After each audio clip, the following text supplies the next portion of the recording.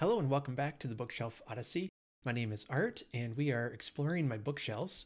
And today I want to talk about some Elizabeth Gaskell biographical material. To start off with, I want to reference this massive collection of Elizabeth Gaskell letters.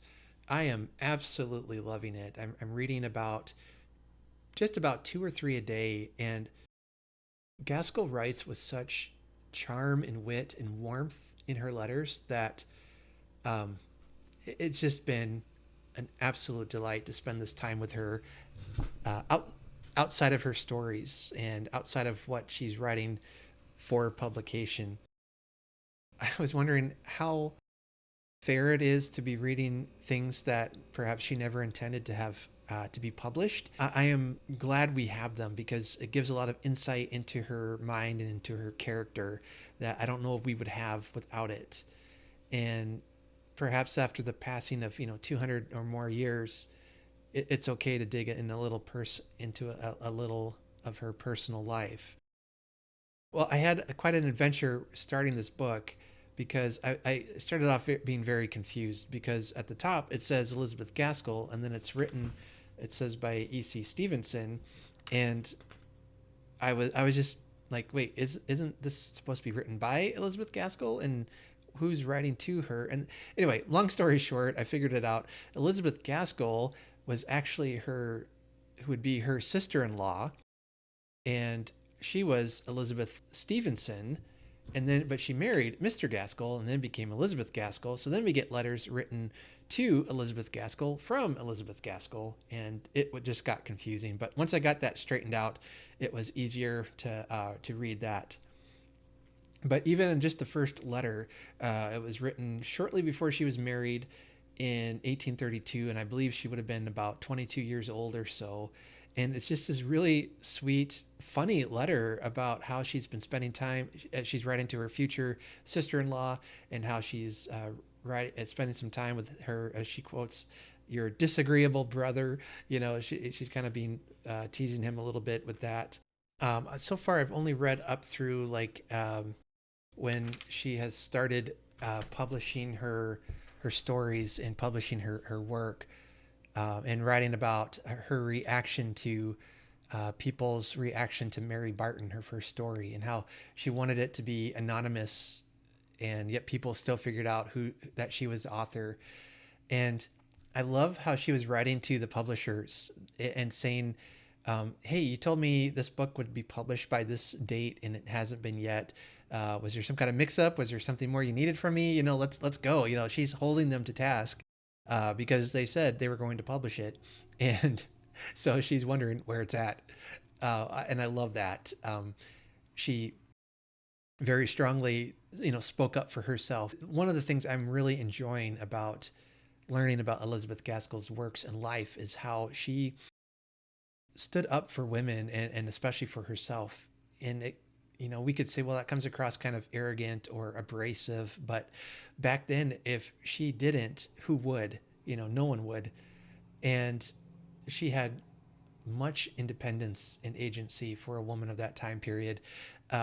I think if I remember right from a previous biography I read, that she even bought a house with her earnings, and didn't even consult her husband in it, and her husband agreed to it, and thought that was fine. So that's pretty progressive for the 1800s.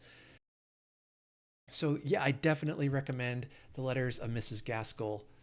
Here's one that she wrote to one of her publishers, Edward Chapman. She said, "Dear Sir, when I had the pleasure of being introduced to you at the beginning of the year, I think you led me to understand that my work was to follow Miss Jewsbury's in the publication of your series."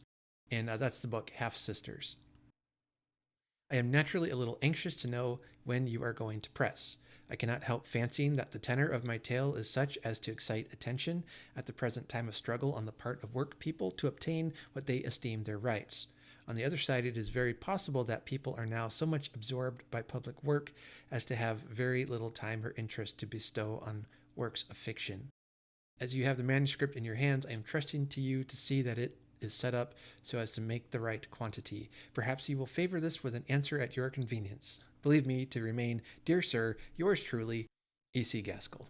Then a couple days, about a week or two later, she writes back to him, "Dear sir, I begin to think it probable that you never received a letter which I addressed to you about 10 days ago, and in which I made an inquiry as to the probable time when my manuscript, a Manchester love story, would be published. I am led to make this inquiry by the statement you made when I had the pleasure of being introduced to you in January, that my story would succeed Miss Jewsbury's, and would be published in 2 or 3 months from that time.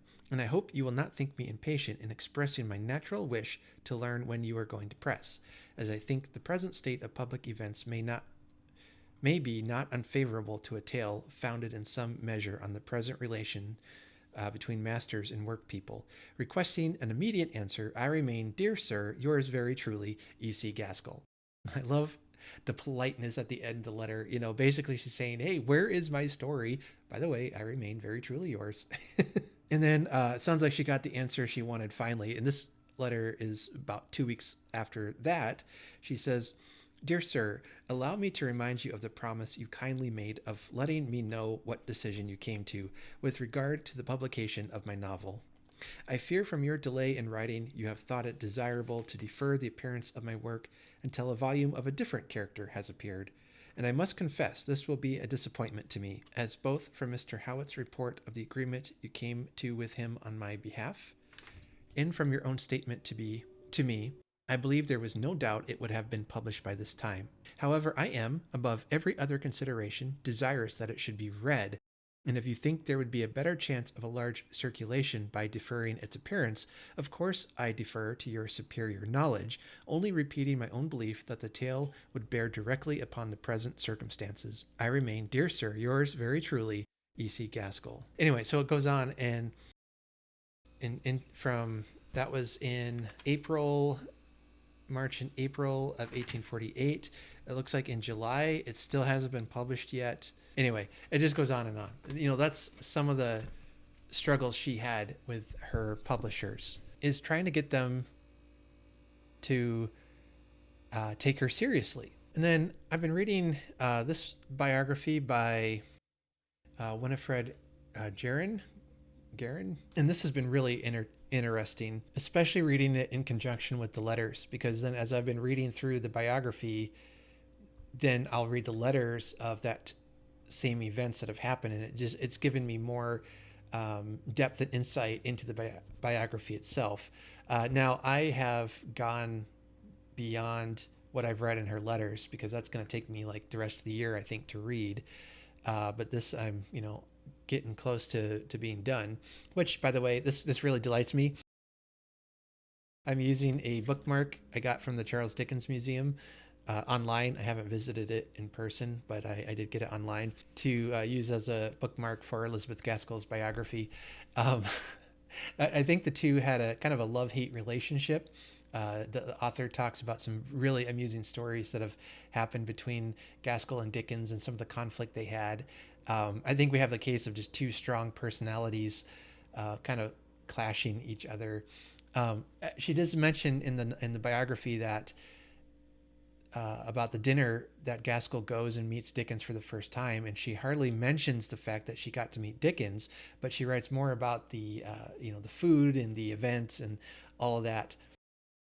And it led the biographer to believe that maybe she didn't really particularly care for Dickens as a person, so it didn't merit much space in her writing, which really delights me. Even though I love my boy Dickens, but he could be a handful. So, but that just really delighted me. But yeah, this is a good biography. It's not as thick as some of the other ones that have been written, so I think it would be a good introduction biography if you wanted to read something a little more manageable than her other biography. I think it's called A Habit of Stories, which it's quite a chunker. But this one is very digestible, very readable. The chapters are short but very informative, and I love her as she's writing about just the author is writing about Gaskell's reaction to becoming a famous author after her first story. She's kind of amazed that I like what she said in the letters, that the story is meant to be read. So would you please publish it?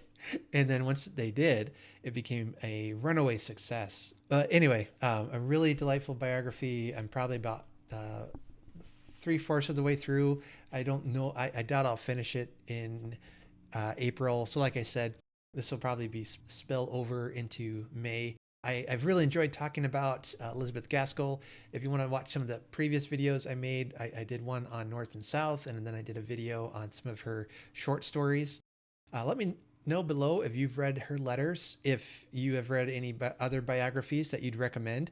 I've been looking for more books about Elizabeth Gaskell, and I'm really having a hard time finding them. So I'd love to hear if you found any that are worth reading, and I'll see if I haven't read them yet. I've got a couple I'll mention in the show notes below that I've read, so you can take a look at those. But let me know what you think of her letters. So anyway, thank you for coming along with me on this Gaskell journey. I hope that you have enjoyed reading her as much as I have this past month in April. What a wonderful author that we have been blessed with. Some great works of fiction. And also, thank you for those who have commented on a previous video I did, saying to go ahead and read to read Wives and Daughters, and don't worry about the fact that it was unfinished. It sounds like it's just a couple of pages that were left in the novel anyway. And I guess my biggest concern was that all the main story points would have been wrapped up by then. I really dislike reading unfinished stories. So I blame Dickens for that. Writing a masterpiece like The Mystery of Edwin Drood, and then he goes and dies without finishing it. Doesn't tell anybody how he's going to finish it. So we're all left guessing for the rest of eternity. Yeah, that wasn't nice, Dickens. So anyway, those are some of my thoughts about Elizabeth Gaskell. If you haven't read anything by her yet, please go out and do it. Read her. You will fall in love with her just as I have. I don't know if I'll have any more Gaskell videos for a while yet. I think this probably wraps up the Gaskell in April, such as it was. Maybe next year I'm going to need to schedule like 2 or 3 weeks of vacation time in April, just so I can get some more video content out for you. But I appreciate your patience, your following me, your interaction on the comments. Those have been great. So thank you so much. That'll be it for me today. So until next time, take care and happy reading.